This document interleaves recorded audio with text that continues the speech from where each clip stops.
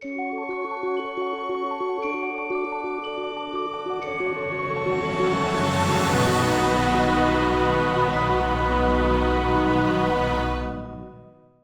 everybody, welcome back to Married to Multifamily. My name is Jeff Fenner. I'm here with my beautiful wife. I'm Jackie Fenner.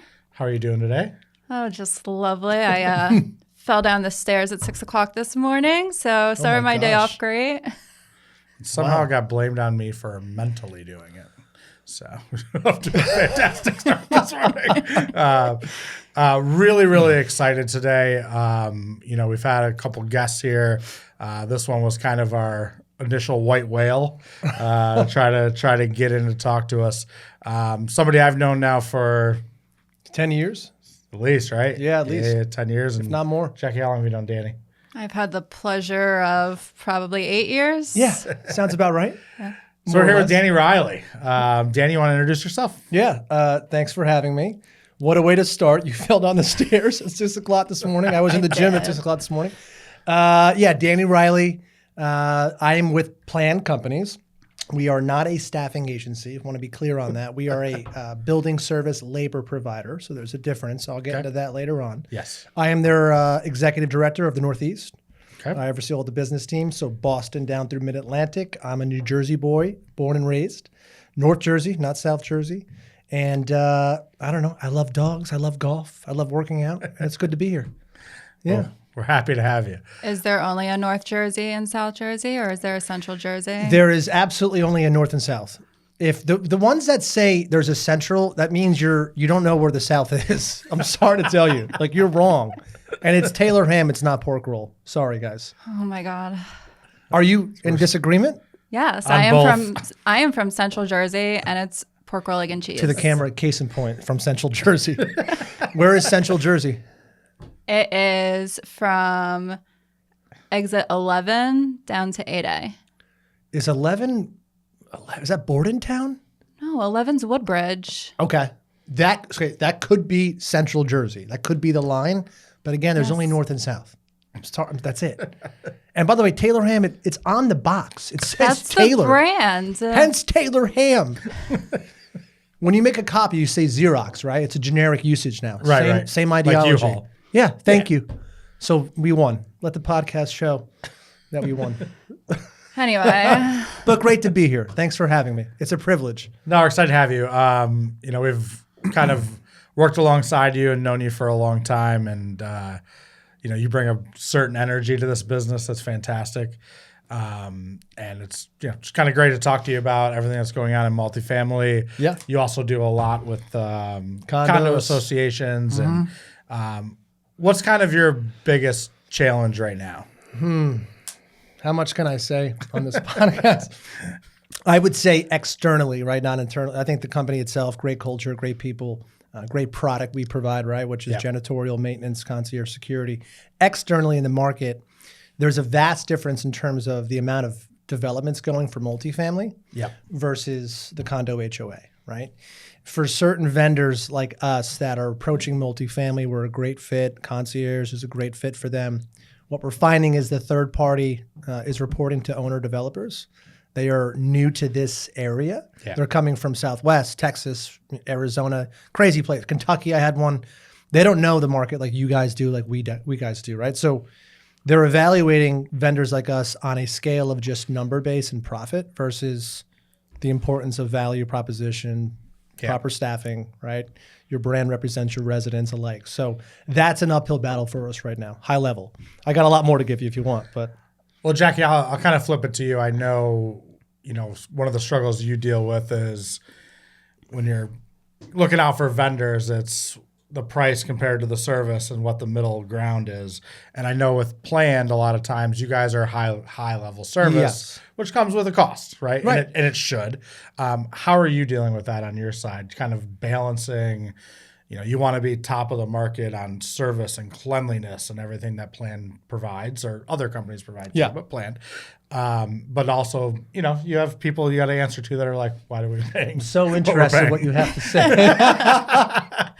I get firsthand knowledge here. This is great. Well, it was actually a conversation we had not too long ago as we were bidding out contracts, and we were talking about the training that you guys provide to all of your associates and the culture you build for them. And so I've taken that and brought those important, items that you bring to your company, and I've brought that to my owners or partners and explained to them that, yeah, we're paying a little bit more, but we're getting the service that we need. I can pick up the phone and call you and be like, I have this issue and I need someone here now. Right. And you guys come. And with other companies, I wouldn't be able to do that. Right. So just explaining to them the importance of having such a well-developed company on our side is very important to us. Yeah, and if you don't mind, so there's a ripple effect with that, right? So especially in multifamily, you have multiple tiers of hierarchy, right? The owner, developer, property management, your financial people, your attorneys, lawyers, your vendors, then thereafter. But the all-encompassing, what matters the most is to the right side, which is your residents and tenants alike.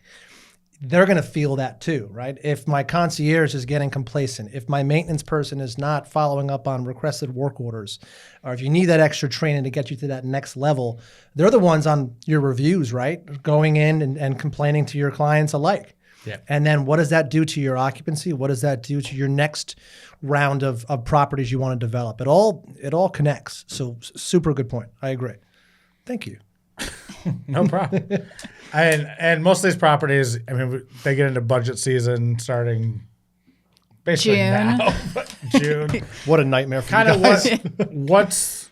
what's kind of what do you go through going into budget season? So you kind of see, hey, I know the properties I'm dealing with, start looking at their budgets in June for next year. Like what's happening in the background with you? Like what are you looking at in terms of like getting prepared to give your proposals? Are you looking at what's out in the market? So like in multifamily, we do market surveys. Right. So we'll talk to other properties. What are you getting for rents? What are you doing for this? Are you talking to competitors? Are you trying to see what's out there? What's funny? You just said that. Maybe I'm one of the many vendors that didn't know you guys did that properties talk across the street, let's say, right? Yeah. Different groups. That's smart. Right. I could tell you, my competitors out there, we're all friendly. I know some owners and they're great people. All have their own core values. We don't necessarily talk on the back end prior to budget season. I think that hurts one another. Well, let's start.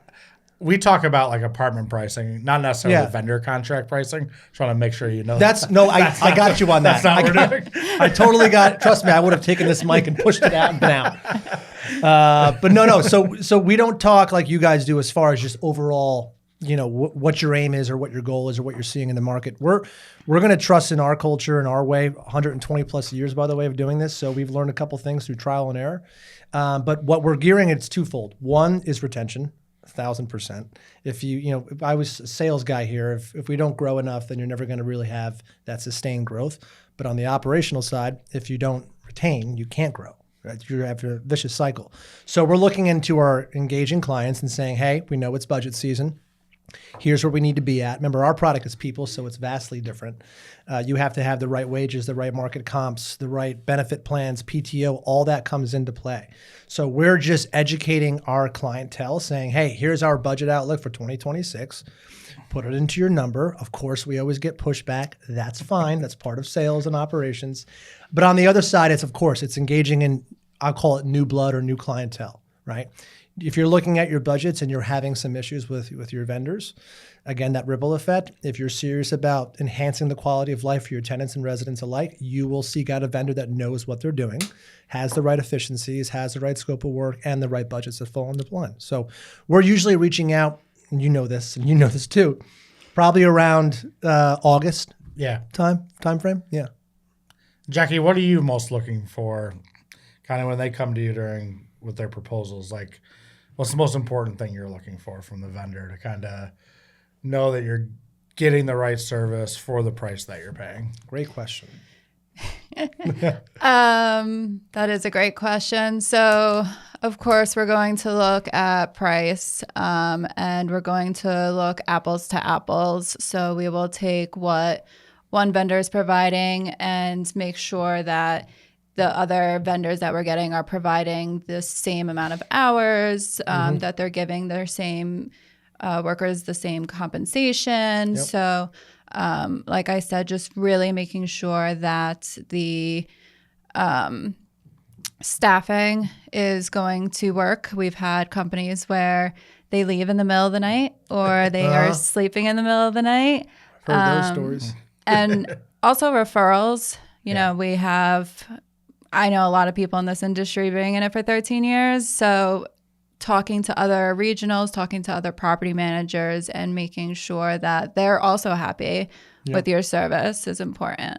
1,000%. Agreed. Danny, how much of an uphill battle is it when you're comparing prices to another vendor and it's just not apples to apples? And you know it's not, but you know they're hugely underneath you and you're just price-wise.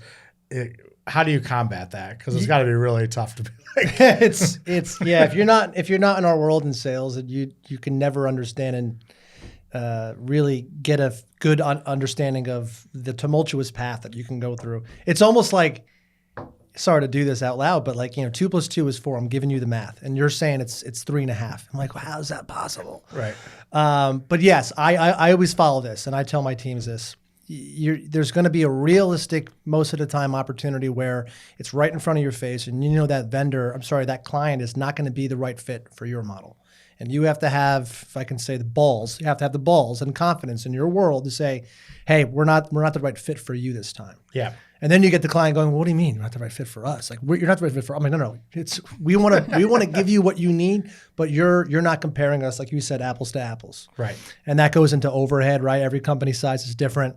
On the other side, it's really just measuring what's reasonable in your team's forecast to bring across this new growth development by the end of budget season, especially, right? If you have a company goal in the end of third quarter and you're approaching, end of September, it's go time, right? So you want to focus on the ones and clients that you know and trust, like Jackie said so well, that know the market, that know what matters, what quality looks like, and then you have a lot easier, less tumultuous path of getting middle ground and hopefully having an agreement. I hope. We also know if someone's coming in at $10 an hour and everybody else is at $30 an hour, we probably don't want to hire the people at $10 an hour. Something's amiss. Thank you. Right. And go ahead. Sorry. No, I'll just say, like, working with Plan in particular, one of the things that's always kind of kept me brand loyal to Plan is that you guys will walk away. You guys will say, this is not a fit. And you're not just going to take a deal to take a deal. Why is that, right? Reputation. Yeah. Right. If 100, and I'm glad you said that. We're not a multi-billion-dollar conglomerate, right? Hopefully someday our goal is to be a bigger company and be fully nationwide. We're in for the audience here. Just expanded to Northern California. Yes. Nice. Congratulations. Thank you, sir. Appreciate that. It's not completely recent, but the buildup has been very, very strong the past year. So that we're excited about that. But being in 11 markets total, mainly the Eastern corridor, right? Northeast, Atlanta, Georgia, and Southern Florida. Every market's different, and really holding true to your core values once again, knowing the best clientele. It takes one bad client to tell, 7 out of 10 people a bad review. And you get a good client, you got to scratch and claw to get a referral out of that. So you want to focus on the clients you can deliver on and have that long-term relationship for sure.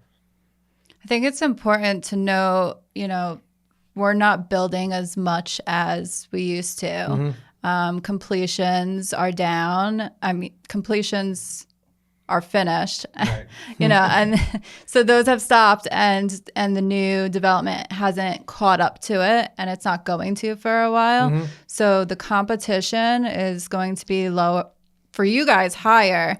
There's not as many of us, and so we're going to have to really take a look at that and keep you guys around and because there's gonna be more companies that come out and not more buildings. Correct. And you made a great point too, if I may add. If you look back in COVID times, 2020, I don't want to talk about that. Sorry to say that out loud, guys. That's fine. But Listen, it happened. Everyone has different views on that. Everyone operated differently, completely sometimes. Yeah. What we found was this. You talked about competition. Even, by the way, property management, even owner developer, even vendors like us. You found ones that came out of nowhere because they thought they had a niche, and they're gone now already. So you may have new competition. You may have ones that have acquisitions and they combine forces, but it really comes back to reputation, quality service, and are you really engaging in long-term client relationships? If you're not, you can only grow so much year over year. You will lose business. Yeah. And if those two don't add up like a cash flow statement, you will start to drain money and you will close up shop. So I'm not too concerned about it. I'm more concerned on the new developments. And then, again, we're doing condo HOA. That's a whole different story to get into with the boards, and they think they know everything. So I'll leave it at that for now. Talking about client relations, one of the things that has always impressed me about you guys are really involved. Mm-hmm. Like, you always said it in a way like it was bad for a second. No, it's really involved. No, just, tonight you're going to an awards dinner. You're always out. You're always doing stuff. Yeah. Tell me what the circuit's like. I mean, you're at all the trade shows, you're at all the awards dinners. You're very involved in, BDA. You guys do really good stuff for charity. Can you kind of just talk to what you guys do on the back end that maybe somebody doesn't always see? Yeah. It's not your job every day, right? No. But it's something that's a whole other job you have. It's Correct. Like a second career. So getting into this years ago, I didn't realize I got a bachelor degree to be a pro at networking and going to these events and whining and dining people. I enjoy it. I love it. I love people, obviously. It's why I'm on this podcast. You're good at it. I think I'm okay at it. But yes, for the audience and for you guys, you guys know this, but there's certain verticals, right? Condo HOA, you're going to have certain associations that you're a part of. I can name some here, right? That's okay? Yeah, you're fine. So CAI is a big one, right? CAI New Jersey. They're an organization, they go from state to state. And they also have CAI National. You also have the apartment side, NJAA. Same thing. They have NAA, which is the national. Actually, the show this year is in Las Vegas, by the way. Vegas. I'm already sweating. I'm already exhausted. For the newbies out there, right? If you're first time traveling, because these events. That's not the first one you want to go to. No, it's not. The newbies out there, right? If you're going to local stuff, trade shows, the awards dinner tonight, it's a fun time. You meet people, but you do have to work. Yeah. Right? You want to have targets going into it. You want to network. You want to introduce yourself. It's very cliquey. Right? Yes. So again, the newbies, you watch these people walk around, and this is my bugaboo. I'm like, why are you sitting in the corner? I don't know if you know, but you're in sales. You're supposed to walk up and shake people's hands. It's awkward sometimes mainly because of them. They don't want to talk to you. If you don't have it in you, then you're going to fail and you're wasting your time. Can you ask you something? You're really good at the trade shows. Thank you. And most of it, you know most people that are going to walk by your booth. Yes. Have you ever seen another booth where you're like, shit, they're killing it? Yes. Drives me nuts. What's the phrase where if someone copies you, it's a compliment, like ultimate flattering thing, right? Anyway, You get where I'm going with that. Yeah. So at some point around the history of time, someone learned something from somebody else, right? I'm okay with that. Nothing's new. That's one of my bugaboos, though. I'll purposely bring our marketing guys. You've met a couple of them. Yeah.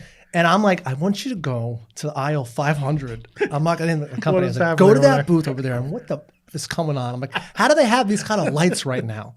They got sparklers. They're handing out shots, little tchotchkes. I'm like, that sounds awesome. Why didn't we think of that? And they're half our size. Yeah. Kudos to them. Yeah, it happens all the time. Last year they had one that had IVs. Yes. It was an IV bar. Smart. I don't know if it worked, but there was a lot of people there. Yeah. That NAA or NJA? Yeah, NAA. NAA changed. That was my NAA first NAA. is, yeah. The one we did in Was Philadelphia. that in Philly? Yeah, Philly. Yeah. They had the IV and the B12 shots. The IV was a longer wait. I got the B12 shot. NAA could have taken 5 days to get through. Oh my gosh. Especially in San Diego and Las Vegas. Those are huge expo centers. And by the way, quick side note, if you walk in the wrong side of an expo center at a national show, and you're on the other side, you're screwed. You can swear on this podcast. Oh, I'm not a big cursor. Sorry. Sometimes you're fucked. How's that, Jeff? Yes, thank you. You're talking. I mean, this is probably. I mean, this is half a mile long. Some of these buildings. It feels like. What's the hardest one for you? Is it the smaller ones like NJA where you know everybody and it might be a little more redundant for you? Like, you know most people are going to walk by that you've already pitched to, sold to. Correct. Or is it NAA where you're like, we got to stand out here? When you say hard, right? The hardest part for me is that first part is the local shows that I see the same old people. Yeah. And I'm like, respectfully doing this for a long time. I already have those relationships. And that's a privilege for me, by the way, right? And that's great. It's good to be top of mind, right? Because you always have those competitions coming in and saying, I'm better than them, right? Yeah. Well, how? I don't know. Great. Good pitch. It's the national shows are the ones where you have to spend a lot of pre-work to do those targets I talk about because the floors are so big. There's so much volume. You're talking a local show, maybe a couple hundred people. You're talking tens of thousands over the course of 3 or 4 day period. Yeah. So you got to be on point. It's not only standing at the booth, by the way, I may add, breakfasts before, lunches, in between happy hours. My CEO, who you guys know, he's like, where are you going? I'm like, I'm going to have a drink. He's like, it's 2:00 in the afternoon. I go, well, that's how you get them. It's time to go. People want to have a good time because they're traveling away from their families. Like that's the real part of this, right? You got to be realistic. So I've seen you in some places in Atlantic City at 10 a.m. And others at midnight. Well, with the right people, it makes sense. But yeah, it's a lot of pre-work for the bigger shows. And then the post-work is probably even more so, right? Yeah. The marketing campaigns, the email follow-ups, getting the actual meetings in person now because they liked hanging out with you. Great. Remember that time at the club I told you we're going to hang out? That was at 1:00 in the morning. Yeah. Now I'm going to follow up on that. So it's a give and take depending on your company and your style. Do you enjoy it? Yes. How was that answer? I mean, what part of you is like, say you've got NAA coming up in Vegas, which is not a hard one to get up for. Right. But like what part of it for you is like, all right, let's go. Is it the relationship building? Is it, promoting the business? Like what really gets you up to get on that plane, go to Vegas. Here's what we're going to do. Get your team ready. Like what really gets it going? I mean, listen, I'll be real. There's a rational answer to that and there's an emotional answer. The rational answer is doing what we have to do best, right? Being sales professionals, running a sales team, being trusted from the executive team to say Danny and his team are going to go out there and bring in growth for the company. That to me is rational. Like you have to do that. If you're not, then why are you being a sales professional? I do love that. I love to watch dollars for myself, right? That's what we do this, I'll be honest. But also watching the company thrive, people getting promotions, adding layers because we grew that much. That was part of my job and I'm proud of that, right? The emotional side, 1,000%. Over even the last, my initial 5 years, watching relationships blossom into not only that, but friendships, hanging out outside of work and actually enjoying the time and talking about real life stuff, that I'm like, holy cow, I made that happen in a way, right? We did it together. So I like touching base with those people and nothing better than the middle of a huge trade show in Las Vegas and dapping someone, a big clap and a hug. And everyone's like, why are they so close? I'm like, it's my client. Like, you're that close? That's awesome. That goes a long way for me. Yeah. Jackie, when you go to these trade shows, like what are you looking for? Like what? I know at your level, I should take notes when she talks. This is good. It's a little different. I mean, like if you're looking at the local trade shows like NJA, those really benefit community managers, maintenance managers. Mm-hmm. They're meeting the vendors, they're doing stuff. Once you start to get the national ones, that might get a little more on your level. What kind of are you looking for from those? So for the local ones, yes, my mind frame has had to change going from a community manager to a regional manager. For me, it's really about making sure that my managers and service managers get the best experience out of it. Mm-hmm. So I want them to, number one, enjoy themselves, but also go to the education sessions, get their continuing education credits. Do you keep tabs on them when they go to the sessions? Like, how do you know they're going? Are you asking her that question? I want to know how you do it, really, is what I'm saying. Well, because if they don't, then they're not getting their credits to renew their real estate license. It's with a whip and a leash, man. Got it. That's what I was putting it in a nice way. Good leadership. I like that. Yeah. And then when we walk around the floor, I make sure they're stopping at vendors that they don't know because it's very easy to stop at all the vendors you do know. And like you said, say hi and interact with them. But there's a lot of new product coming out and I just want them to be open-minded about it. Sure. So making sure that they get the fullest experience down there is super important. And then when going to NAA, I mean, last year was my first one, and it was an amazing experience. So, seeing all the new AI products that are coming out was super AI is interesting to huge. me. Yep. What we Our can, Yardy meeting was dope. yeah, what we can do with floor plans now and the photography. Like, you can put on a VR set and walk into our homes now. Oh, wow. So it's pretty amazing just to see the new technology, and I think that's what I took away from That's the cool. NAA. Yeah. And yes, AI is everywhere. Yep. It's a little scary. Are you guys using it at all? We are. Yep. We actually just revamped our marketing department. She is huge on AI in the right way. Right? Yeah. I'm more like Terminator 2. You're like, watch out. No, I'm terrified. But Am yes, I we're using wrong? it. Am I wrong? Like, No, watch one movie. See where this like goes. if you haven't seen Terminator 2, Yeah, there's a young generation out there that probably has no clue. But if you haven't seen T2, go watch it. It's spot on. This goes very bad. Thank you. Even Julian's chuckling over here. This is great. What was it? AI. So we are using AI right now just internally again for the operations teams. Yeah. And it's great because, listen, it's no surprise. People use that in your email sometimes in certain responses. Sometimes. Well, I'm trying to be nice about it. I refrain from using it on my emails. You do not. I want to be Interesting. I want to be personalized. Everyone Okay. knows the way I talk, right? Like you could tell immediately if I use a big word, they're like, that's not Danny. I'm straight to the point. However, Very fine. we are coaching quick little plan here. Our sited teams matter, right? Delivering excellence at the properties every day consistently. But how about the operations side, right? The ones that are engaging with the management teams and ownerships and whoever it is, facility guys. Oh, there's my spam call. When they're being coached on how to assert themselves to a de-escalation situation and how to properly note that in an email or to a fire marshal that has a fire alarm issue, that's where AI comes into play. We were creating templates around that. Yeah. We're creating talk tracks and proper greetings.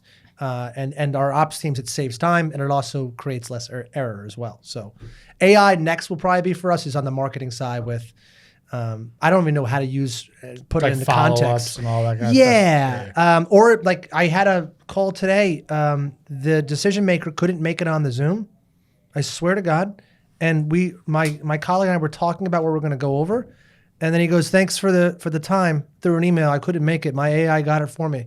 And it sent back a full recap in the email, but like really detailed about like, here's what Danny said. And I said a lot of stuff because I didn't know he was listening. You talked a lot? Yeah, surprise. But I mean like random stuff. And it got everything honed into the exact, Yeah. verbiage that I would have. Going. I was like, this is kind of scary, but really cool. Saved me time. So AI for sure. Want to do a quick AI pitch on what it's done for multifamily? It's saved us so much time. So we started using a product called Elise. No, don't say the name until they sponsor us and pay us. Oh my gosh. That was so quick. No thanks. That's like embedded in your mind. Man. Okay, so Pay me. Just describe it, I guess. Maybe. Yes. Yeah. it is a product that fields all of our incoming calls and emails. So if someone now calls our communities, they are not talking to us. They are talking to another named AI product. I don't even know how to talk about this without It's it. not easy. It's not easy. Pay me. So when you call, they're going to ask you like, hey, thanks for calling this community. Are you looking for a 1-bedroom, 2-bedroom? What's important to you in your home? And it's taking down all the information. And then it looks at our availability and says, I have the perfect home for you. It's a 2-bedroom, 2-bath on the 3rd floor. It's in your price range. Would you like to make a tour? And they say yes. And it makes the tour for them. It sees our calendars. It puts them right in. And then when the prospect comes through the doors, they're actually asking for this person. They don't know. So it sounds that much like a human, you're saying? Yes. And on the multifamily side, it basically puts an extra consultant or leasing person in your building, right? Yeah. It's the difference between going to CVS and Walgreens, right? CVS, you can now go and scan your own It's stuff. great. Walgreens, you still have to go. What? Walgreens. Have. Look at me in the I camera. had the worst experience. Oh, The Walgreens Jeff. across the street today. But that's why. Like, let me go scan my own stuff if I need Can we talk more about Walgreens? No, that's a great point. I didn't know that. Yeah. That's I don't amazing. know how it translates as much to your industry, but We're more on the robotics side now, right? Which in sense has to tap into AI, because I'll give you an example, right? A guy on we call it a ride-along scrubber, right? Picture a big giant mall with a lot of open square footage that all the kids mess up every day. The production rates are much more straightforward, meaning you could clean more space with less time with a walk behind or a ride-along scrubber, right? Smart. But now it's like, okay, well, what if I go to a client and say, hey, we're doing a renewal, it's budget season, you need to knock off 2% on your annual for next year for whatever reason. Hey, we'll throw you a robotics. That allows us to take, my competitors take notes now, but that'll allow us to take 40 hours a week off your totality. Right. We'll amortize that cost of the machine over 3 or 4 year contract. Then we increase the contract length too. I have another great way that you can use it. So we actually implemented it to contact our residents who are delinquent with their rents. So now you can use it to contact all of your clients that haven't paid their invoices. Wow. That's helpful. There you go. That is helpful. We're backlogged on a lot of stuff. I am sure. It's like being a lawyer, right? It happens. Spend more time chasing the money than getting it. So true. So true. Yeah. If the AI can tell me ahead of time, Jackie, to not partner with that client, that'd be fantastic. All right, Danny, wrapping up. I'm going to put you on the spot here. Oh, boy. Give us a plan commercial. Give us a planned company's commercial. Yeah. Oh, my gosh. Can I, you know what, I'll do this. Do I have to look in the camera? It already got you. I'm going to go off my last few posts on LinkedIn and combine it. Go ahead. Yours.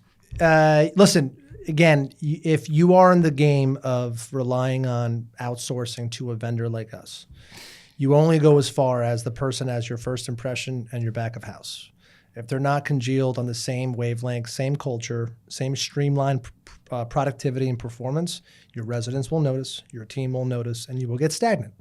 So I guess what I'm saying is pick a vendor that strengthens your brand and reputation in the market, and that actually becomes an extension of you, not just a typical vendor that's billing you for nothing. So pick a partner like Planned. We have been around again for 125 plus years. We have probably the largest infrastructure, second to none, especially in New Jersey, which is our backyard. And we want to work with you. We want to showcase what we can do for you. And I promise you, these guys have known me for a long time. I practice what I preach. You can't not get me. I will always call you back if I miss you. Even if I'm playing golf, I will call you back. And I mean what I say. So give us a shot. Appreciate it. Probably be playing golf with you. What's that? I'll probably be playing golf with you. Probably. And I want to shout out Steven. Yeah. That guy. Big Steve. 100%. All day, baby. I got new irons, so get ready. Oh, boy. But you never want me on your team, so. Well, that's because you hit me with the ball. So 2 times. Twice in 9 holes. Just for everyone. Not twice in a round. Twice in the first front 9. You walked in front of me onto the green. I was 80 yards ahead of you. On the right side of the fairway. I have good aim. This is how we're going to end the podcast? No, I'm just joking. Yeah, that's fine. This is great. Thanks, man. Hey, thanks for having me. Again, White privilege. Whale, we got you. And I love being called the White Whale. Thank you, man. Appreciate that. You guys are great. Jackie, thanks for having me. This was fantastic. Thank you. Check us out. Again, Married to Multifamily. We'll be back with a new episode soon. Thanks, guys.